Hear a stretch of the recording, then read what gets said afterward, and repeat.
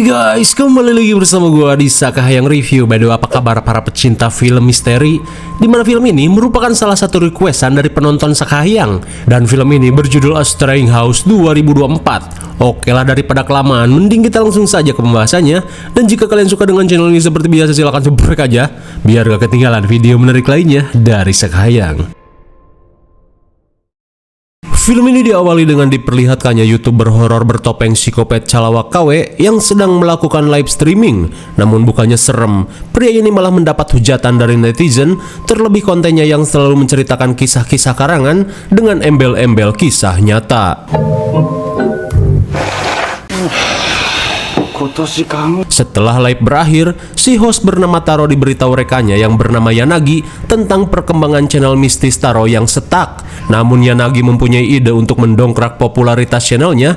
Ia pun menyarankan Taro untuk melakukan penelusuran ke sebuah rumah kosong yang secara misterius ditinggalkan oleh pemiliknya. Lantas sambil menunjukkan denah rumah, Yanagi berkata jika rumah ini memiliki ruangan yang aneh dan memiliki misteri yang patut untuk dibedah. Dirasa menarik, Taro langsung menerima saran itu.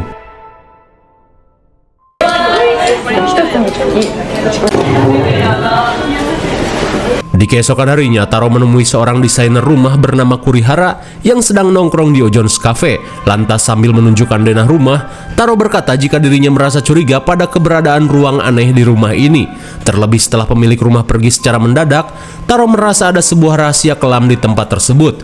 Namun perhatian Kurihara justru tertuju pada letak kamar anak yang berada di lantai 2, di mana Kurihara merasa tata letak kamar itu terlihat seperti tempat penyekapan. Setelah mendengar pernyataan Kurihara, Taro yang overthinking berusaha membayangkan apa yang terjadi di tempat itu.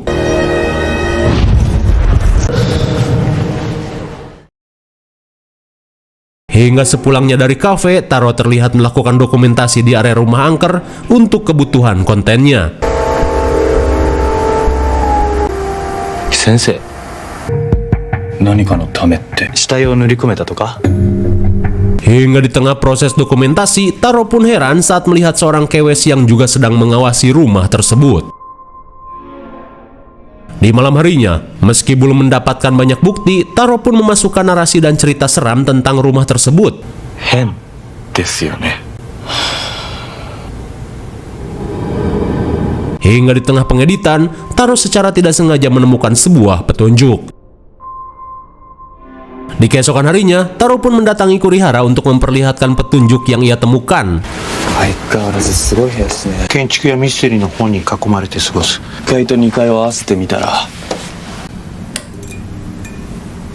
Lantas setelah melihat keseluruhan denah rumah, Kurihara merasa yakin jika ruangan itu merupakan jalan rahasia yang si pemilik rumah gunakan untuk melakukan aksi kopet. Terlebih ruangan itu secara langsung menghubungkan kamar anak yang terisolasi ke kamar mandi tamu, di mana ia merasa saat tamu menggunakan kamar mandi, orang tua si bocil akan memberikan kode pada anaknya untuk melakukan aksinya.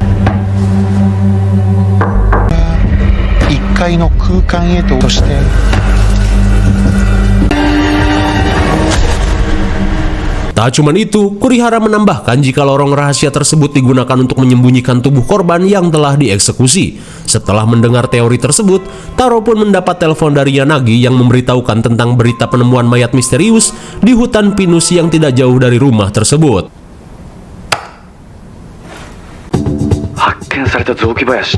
Di mana menurut berita yang beredar, mayat tersebut ditemukan dengan tangan kiri yang hilang seperti Sasuke. Saat teori mulai terbukti, Taro semakin antusias untuk melanjutkan penyidikannya. Di malam harinya, Taro menceritakan hasil penyidikannya tentang misteri rumah kopet tersebut pada para subbreakernya. Dan kini, di tengah komentar positif para netizen, Taro mendapatkan pesan dari penontonnya yang bersedia memberikan kesaksiannya tentang misteri rumah yang saat ini sedang Taro teliti.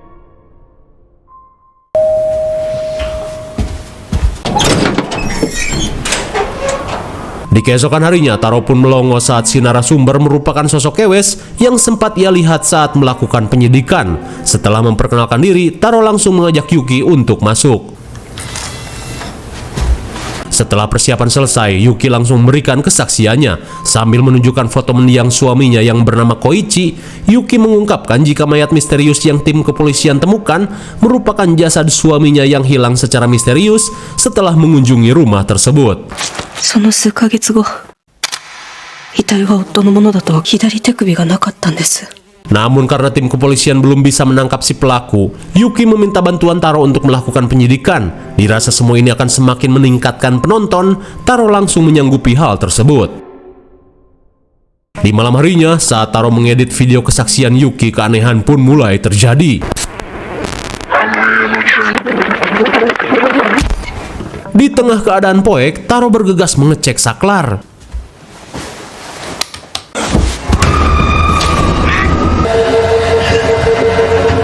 Oh my god! Tiba-tiba saja Taro diserang oleh sosok kewes mengerikan yang berhasil menyusup ke dalam apartemennya.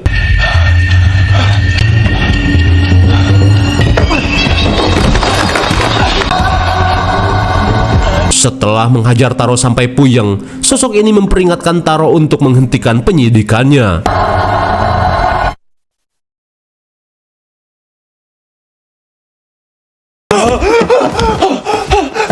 Sesaat kemudian, ketika Taro siuman, ia langsung menanyakan keberadaan sosok kewes yang sempat menyerangnya. Mendengar hal itu, Kurihara memberitahu jika di lorong apartemen, ia sempat bertemu dengan Yanagi yang tertunduk dengan wajah yang aneh.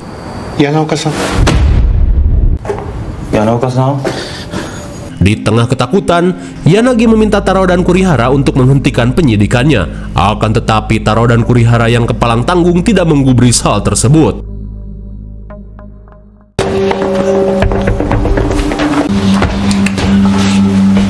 Di keesokan harinya, sambil ngevlog, Taro dan Yuki yang berhasil menerobos ke dalam rumah langsung melakukan penyidikan.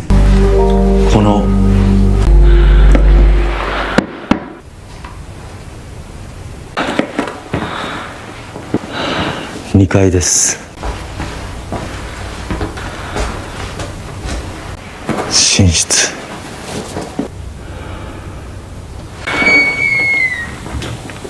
Sampainya di kamar, Taro dan Yuki bergidik ngeri saat melihat bekas cakaran dan noda darah di lantai yang mengarah ke dekat lemari.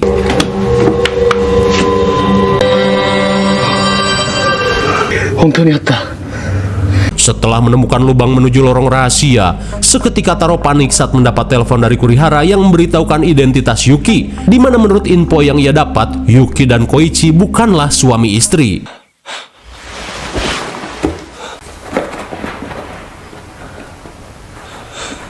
Ame otoko-san.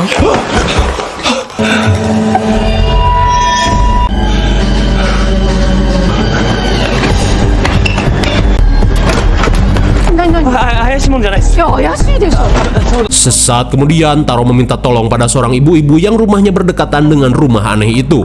Namun saat si tetangga melihat Yuki datang, ia pun seolah mengenalinya.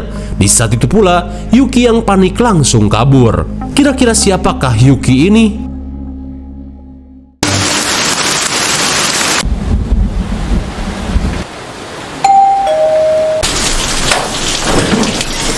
Singkat waktu, di tengah derasnya hujan, Taro yang melihat Yuki basah kuyup memintanya untuk masuk. Sumimasen, kyū ni. Lantas setelah Yuki berganti pakaian, Taro pun mengungkapkan informasi yang ia dapat dari si ibu tetangga, di mana rumah aneh tersebut ditempati oleh Keita dan istrinya yang bernama Ayano bersama putra balitanya. Tak cuma itu, Taro pun mengetahui identitas Yuki yang merupakan adik Ayano. Setelah penyamarannya terbongkar, Yuki berkata jika dirinya hanya berusaha mencari keberadaan kakaknya. Lantas Yuki pun menceritakan apa yang terjadi pada keluarganya, di mana setelah kematian ayahnya yang bernama Katabuchi, kebahagiaan Yuki dan keluarganya seketika sirna. Tak cuma itu, keadaan keluarga Yuki pun semakin terpuruk setelah Ayano kawin lari dengan pacarnya. Hingga setengah tahun lalu, Yuki pun tak bisa menahan haru saat kembali bertemu dengan Ayano yang kini sudah berkeluarga sedang bermain di taman. Namun baru saja bercengkrama, Ayano yang mendengar mobil jemputan langsung panik dan berpamitan pada Yuki, di mana Ayano seolah meminta bantuan dengan memberikan kertas berisi alamat rumahnya yang baru, di mana Yuki merasa jika Ayano dan keluarganya sedang dalam bahaya. Mendengar hal tersebut, Taro langsung menunjukkan foto penampakan aneh di rumah Ayano.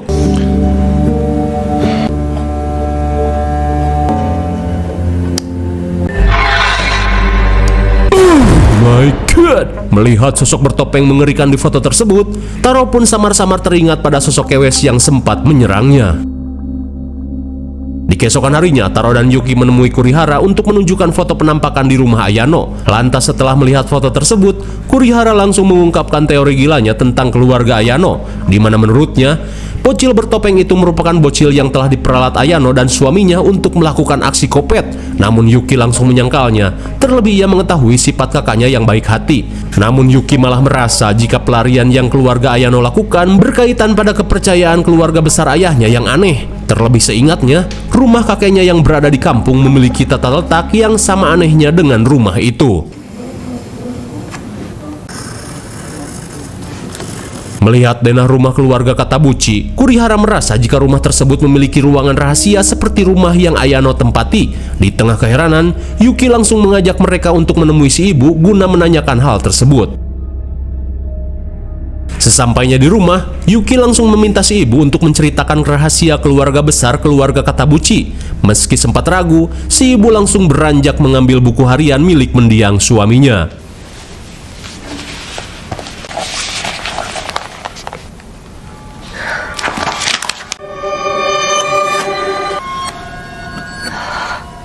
Hingga setelah Yuki melihat isi buku harian ayahnya, si ibu mengungkapkan jika kematian si ayah berkaitan dengan ritual aneh yang turun-temurun keluarganya lakukan.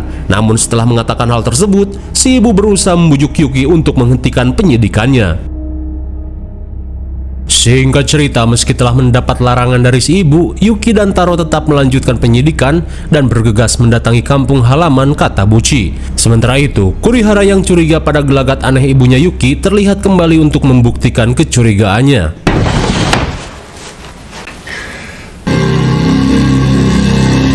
Rupanya ibunya Yuki adalah sosok yang sempat meneror Taro. Setelah mengetahui hal tersebut, Kurihara meminta si ibu yang bernama Masako untuk menceritakan lebih detail tentang ritual yang keluarga Katabuchi lakukan.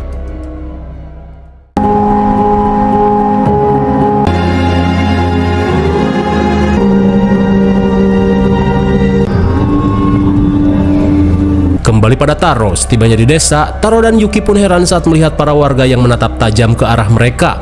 Hingga sesaat kemudian, Taro dan Yuki langsung berjalan ceker menuju kediaman keluarga Katabuchi.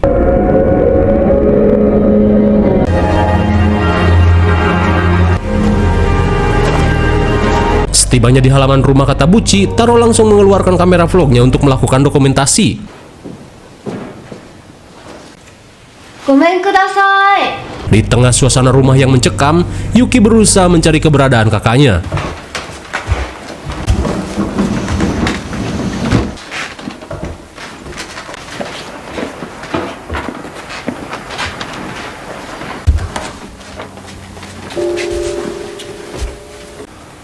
Madorizで言うとこっちの2の部屋か。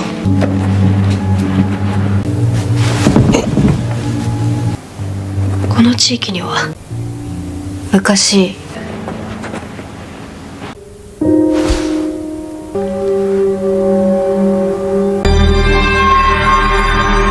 Di tengah pencarian, sontak Taro dan Yuki pun melongo saat melihat Ayano yang datang. Sesaat kemudian, setelah Taro memperkenalkan diri pada keluarga besar Katabuchi, Yuki yang penasaran langsung menanyakan alasan Ayano yang melarikan diri. Namun dengan tatapan kosong, Ayano berkata jika ia dan keluarganya sengaja tinggal di rumah ini untuk menemani si kakek dan si nenek yang sudah sepuh. Hingga saat Yuki menanyakan keberadaan keponakannya, si emak tiba-tiba bertingkah aneh. Di saat itu pula, suami Ayano yang bernama Keita mengungkapkan jika putranya baik-baik saja. Akan tetapi, Yuki yang tidak percaya merasa ada sesuatu yang terjadi pada keponakannya. Sementara di sisi lain, Masako mulai menceritakan asal-usul kutukan keluarga Katabuchi, di mana pada zaman Meiji, saat keluarga Katabuchi menikmati puncak kesuksesan, sang kepala keluarga bernama Takeshi nekat bermain serong dengan pembokat cantik bernama Ushio. Hingga dari perselingkuhannya, Ushio pun sampai hamil setelah digabrut brutal sehari 10 kali. Namun ia yang hamil mengalami penyiksaan di penjara bawah tanah dari istri Takeshi yang sakit hati pada pengkhianatan suaminya.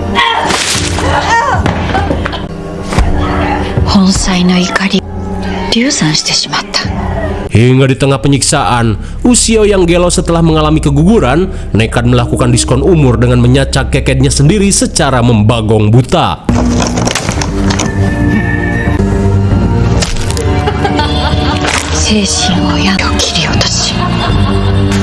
Dan sejak tragedi itu, entah bagaimana kutukan bisa terjadi, satu persatu anggota keluarga Katabuchi tewas dengan cara yang aneh. Hingga setelah berkonsultasi pada seorang mage epik, keluarga Katabuchi diminta untuk melakukan ritual persembahan tangan kiri guna meredakan kemarahan arwah Ushio. Di mana dalam setiap generasinya, keluarga Katabuchi harus mengurung keturunan laki-laki di ruang tertutup sampai usianya 10 tahun. Lantas, anak itu harus mengenakan topeng mengerikan dan melakukan ritual persembahan tangan kiri selama 3 tahun berturut-turut.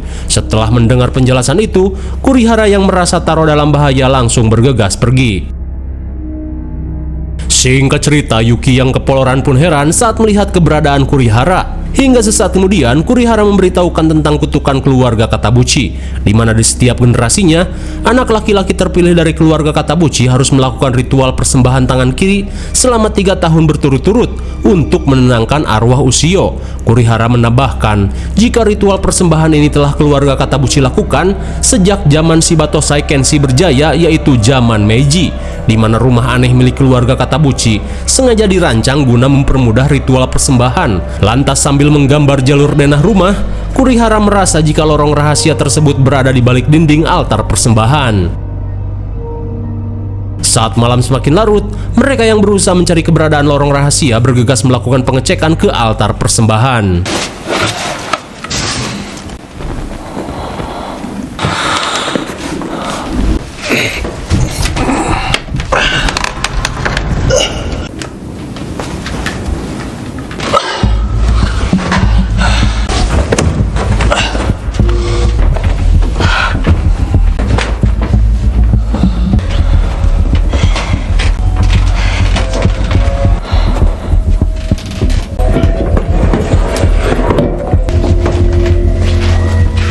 Setibanya di salah satu kamar tamu, Taro yang berusaha mengungkap rahasia mengajak Yuki dan Kurihara untuk melanjutkan penelusuran.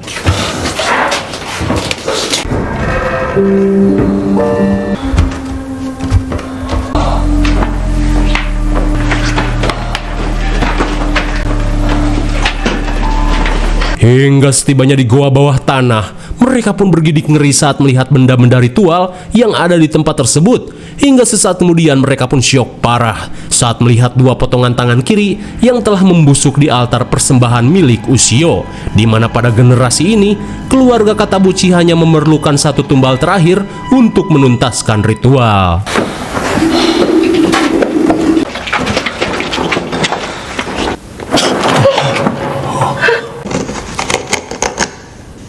Hingga tak lama kemudian, mereka pun menemukan sosok bocil yang terkurung dalam ruangan gelap. Hingga saat bocil ini mendekat, tiba-tiba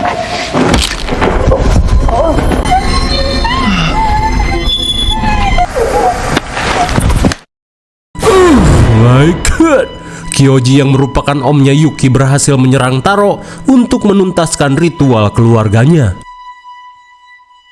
Singkat cerita, saat Taro siuman, Keita menceritakan jika setelah menikahi Ayano, mereka dipercaya oleh keluarga besar Katabuchi untuk merawat si bocil Taoya yang dipersiapkan untuk melakukan ritual persembahan. Hingga di tengah perbincangan, seketika mereka pun panik saat warga yang mengenakan topeng Ushio datang untuk melakukan ritual.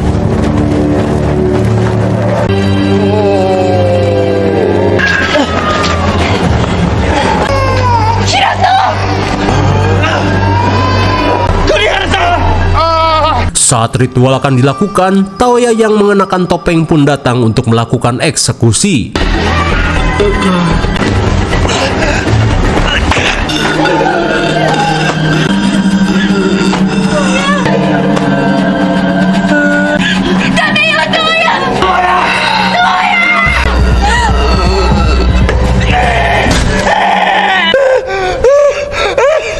Melihat Taoya yang berubah pikiran, mereka pun langsung melakukan perlawanan.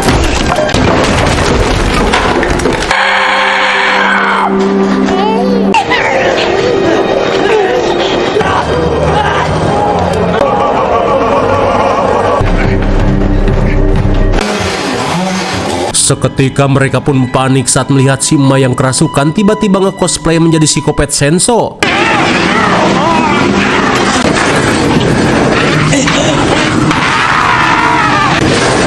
Untung saja berkat Senso murahan itu nyangkut, mereka pun berhasil kabur.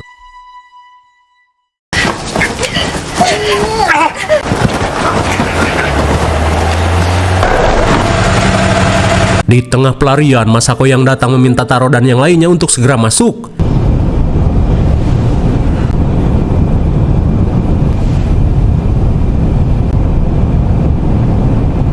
Setelah rumah keluarga Katabuchi hangus terbakar, Ayano yang merasa ritual persembahan telah berakhir langsung membuka topeng mengerikan yang Taoya kenakan.